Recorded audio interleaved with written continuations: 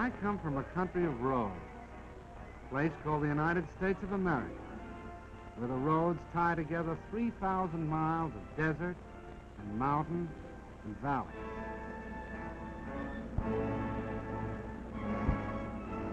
Because of the automobile, Americans who live 100 miles from each other are as close neighbors as the man next door.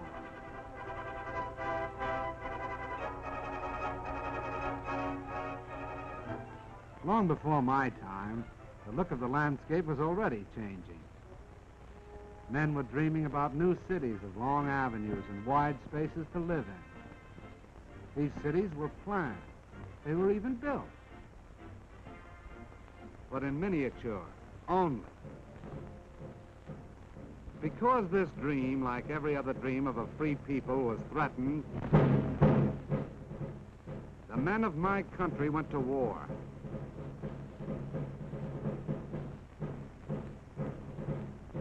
The automobiles of the times of peace were stopped. They were stored away for the duration.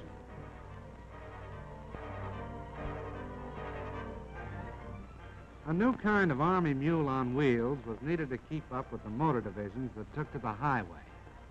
And that's what I was going to be. The job of figuring me out was given to the automobile industry. Every year, men like these had designed a new and more beautiful collection of cars. These new models were presented like debutantes at auto shows that were the social events of the season. In the hands of these experts, there was no telling just what I might turn out to be. A beautiful sedan, maybe, with all the gadgets and devices. A handsome roadster, maybe a peacock. They worked on me and worked, and finally, here's what came out. Can this be an automobile, men wondered? Looks more like a four-wheel Beetle, one of them said.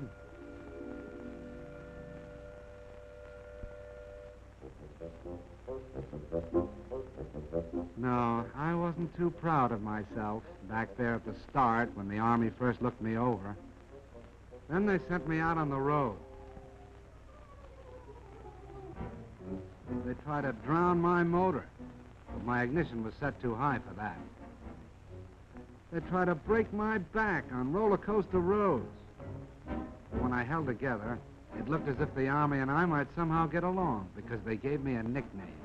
From the words general purpose, they took the G and the P. They called me Jeep. It sounded more like a noise than a name. Then it really began. I was sent out on maneuvers. This Army was getting tough. Could I keep up with them? Was I good enough? How did I know? All I could do was keep my fenders straight, my gears grinding, and hope for the best.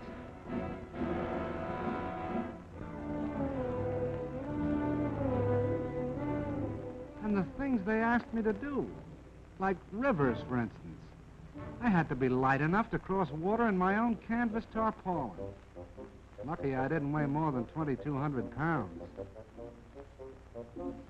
And it was lucky that I wasn't any bigger than 11 feet long and 5 feet wide and 3 feet high.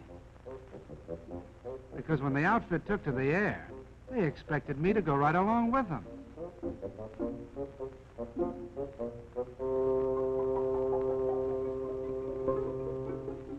One day it'd be airplanes. The next it'd be a transport glider. And if I wasn't riding in them, I was pulling them up into the sky. Lucky I was 60 horsepower strong.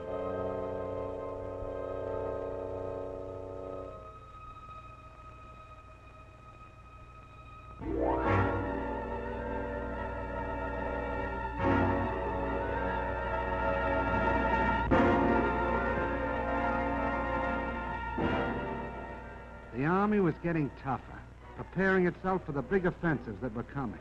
And I had to get tougher to keep up. I'll say one thing. No matter what they asked me to do, pull cannon, break my own road through the underbrush, or keep moving at better than 70 miles an hour, it was no worse than what my driver was ready to do himself. The American soldier and I got along fine, like a good rider and a horse. We got to be pals. But even so, I had my doubts. Most of the machines around me had proved themselves in battle. I was still on probation.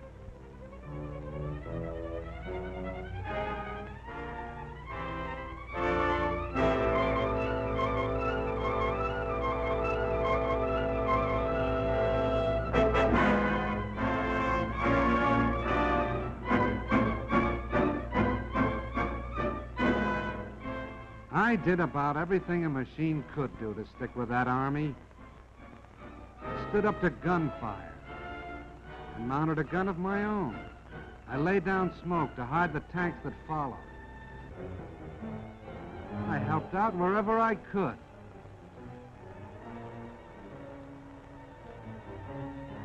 I even learned how to splash across rivers.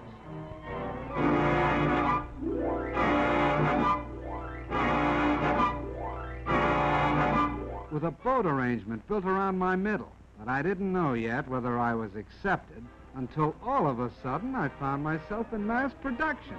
It meant only one thing. I was a success.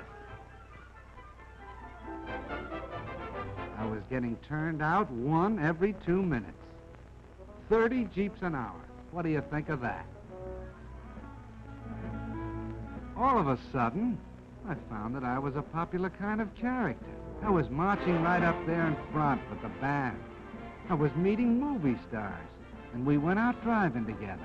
We sold war bonds right down the streets of Washington, D.C. itself. I was a success. I got all set to go traveling. They credited me up for shipment overseas to do the job I was built for.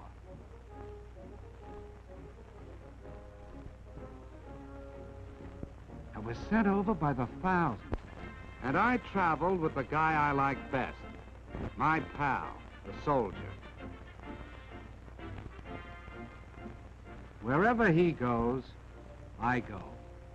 And let me tell you, we land together on a lot of different shores.